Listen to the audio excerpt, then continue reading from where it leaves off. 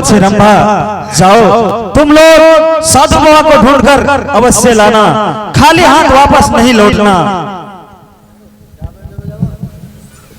शायरी चलो जहाँ भी संत मिलेंगे वहाँ खोज के लाएंगे हम दोनों बहन। ठीक है। संत नगरिया से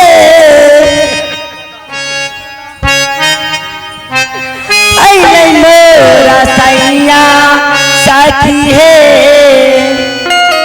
अइले मोरा सैया तेरे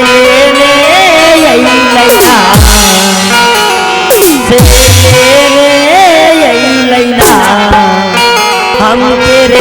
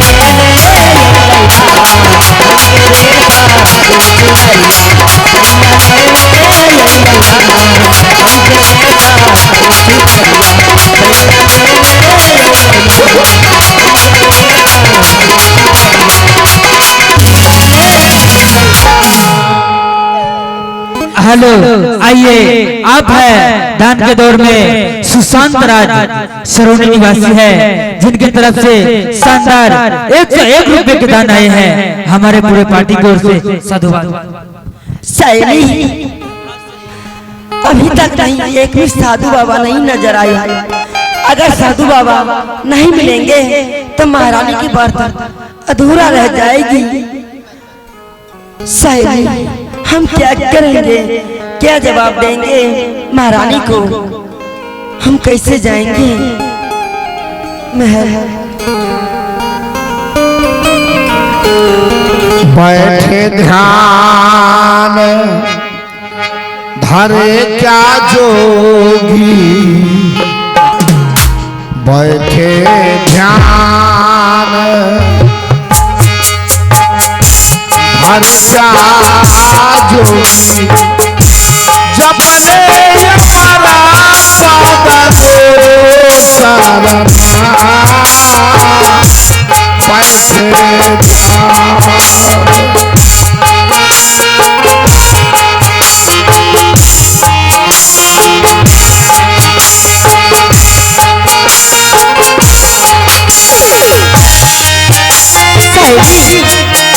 यही साथ बाबा, चलो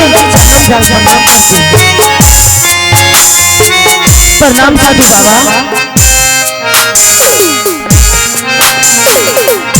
बोलो साधु बाबा, हम संत की खोज में निकले हैं। संत? हाँ बाबा। क्यों बाबा? हाँ। मेरी महारानी व्रत रखी है। कौन है तेरी महारानी? मेरी महारानी की बात कर रही हो दासी? मेरी महारानी इंद्रमती है। अच्छा, संत क्यों खोज रही हो?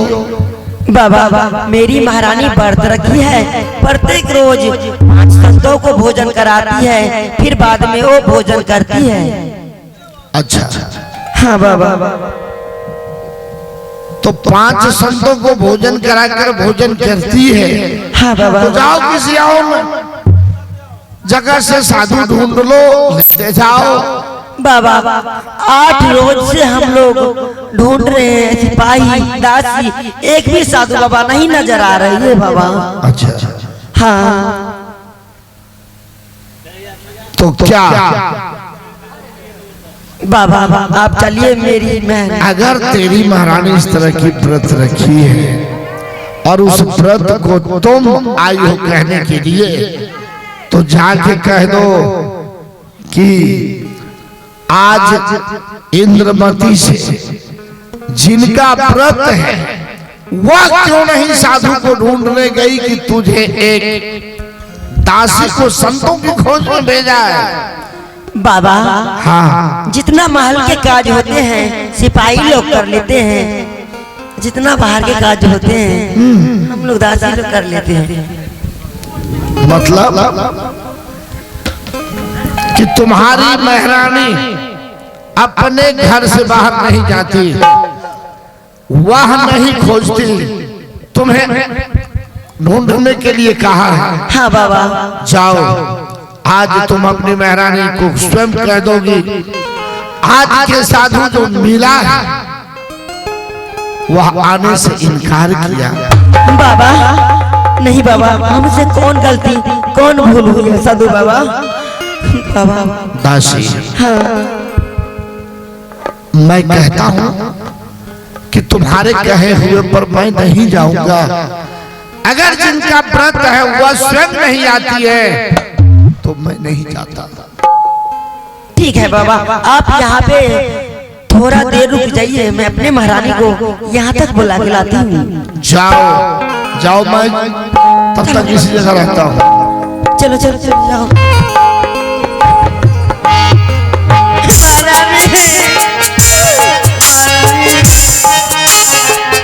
हाँ क्या हुआ?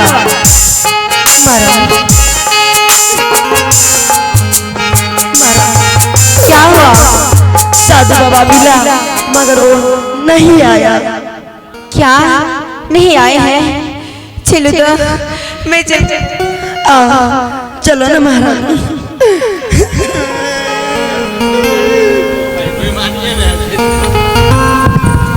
फिर माँ क्या महारानी ये देखो ना यही आगे भल कैले साधु बिल मई लगे नदिया जुलूम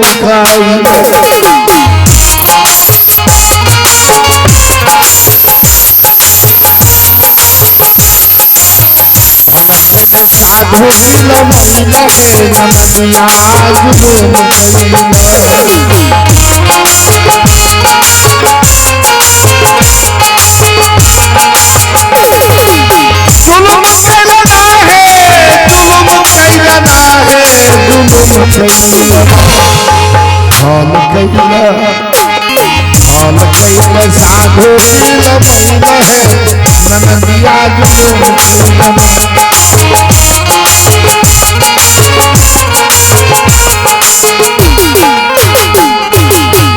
महारानी हाँ यही साधु बाबा है। गुरुदेव, हे गुरुदेव, मेरी व्रत टूट रही है। 5 रोज से मैं संत के इंतजार में अभी तक मैं भूखे प्यासे हूँ और मेरा व्रत टूट रही है। गुरुदेव मेरा व्रत कैसे पूरा हो? तेरी व्रत नहीं टूटेगी। तुम मेरे वचनों पर विश्वास कर ले, तुम्हारा व्रत कैसे टूट जाएगी। मैंने तो ये वचन दिया था कि जब तुम बिना संत के भोजन कराए बिना भोजन नहीं करोगी, ऐसा व्रत धारण करोगी, तो जिस दिन तुम्हारा यह व्रत पूरा होगा तो स्वयं मैं ही पूरा करूंगा। पूरा करके तुझे मैं उस दिन से व्रत कर दूंगा। आज अगर तुम इस तरह से कह रही है तो चलो मैं स्वयं चलता हूँ क्या? और चलकर तेरी व्रत को अवश्य पूरा करके तेरी मनोकामना को अवश्य पूरा कर दूंगा। जी गुरुदेव चलिए चलो आइए।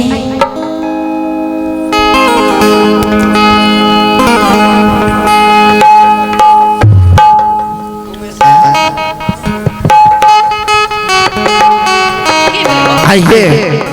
इसी तरह से रानी इंद्रमती की व्रत जब अधूरा हो रही थी, काल ने जब एक भी संत को नहीं दर्शन देने दिया तो करुणामय स्वामी स्वयं जाकर और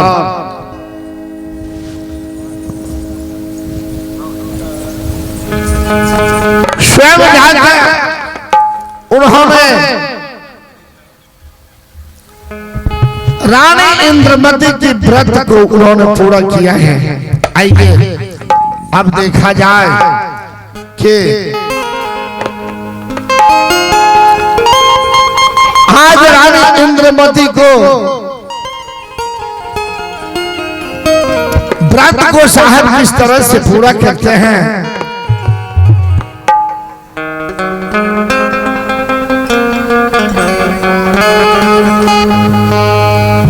तो आइए, बड़ी सुंदर भाव है जो रानी इंद्रमती को सतगुरु करुणा में पहुंचकर और उसे आज व्रत पूरा करके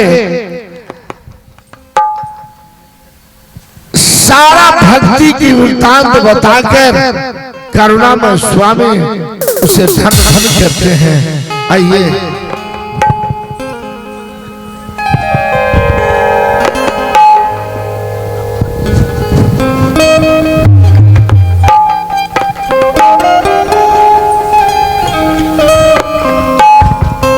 इंद्रमती तो बैठ जा।